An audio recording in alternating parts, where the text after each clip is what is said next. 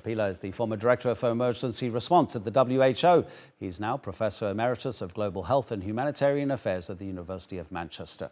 And we find you in Geneva. Sometimes you're there, aren't you? Lucky you, Mukesh. Tell us about the vaccine. Does it stop people getting malaria or does it diminish the effects of the disease?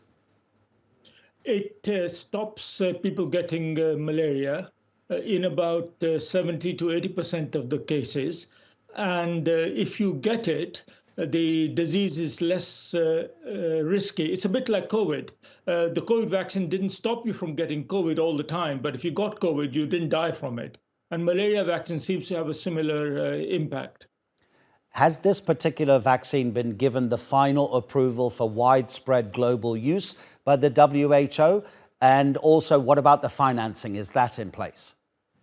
Well, it's almost been approved. It's some of the trials are still going on, and they're called phase 3 trials, and the results are extremely promising.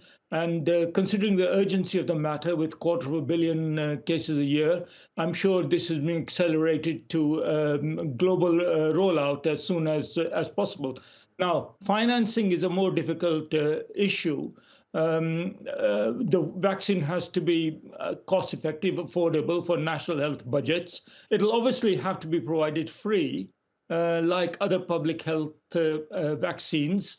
And WHO reports that really it's only received maybe about 2/3 of the funding it needs.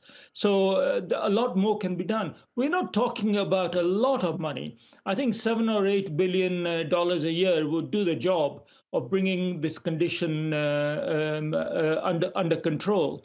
And that's pretty doable. So let's kind of prioritize it on this World Malaria Day.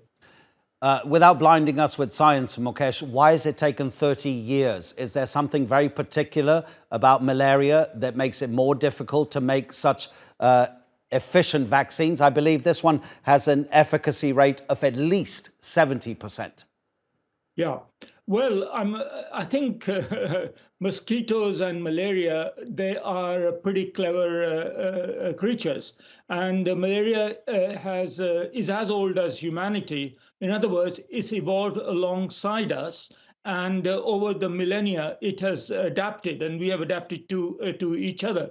That's one thing. Secondly, the way in which malaria affects the human body and different organs of the body, where it stimulates a response, where it doesn't, without wanting to blind you with science, means that it's been extremely difficult to find an easy vaccine to do it. It's not like smallpox, which was actually a stupid virus when all is said and done. Malaria is much more complicated organism. So in that sense, that's the reason for it. However, modern technology, genetic research in particular, antibodies and various other technologies have come into action, and we are reaping the benefits of that now. How quickly do you expect other countries to use this vaccine?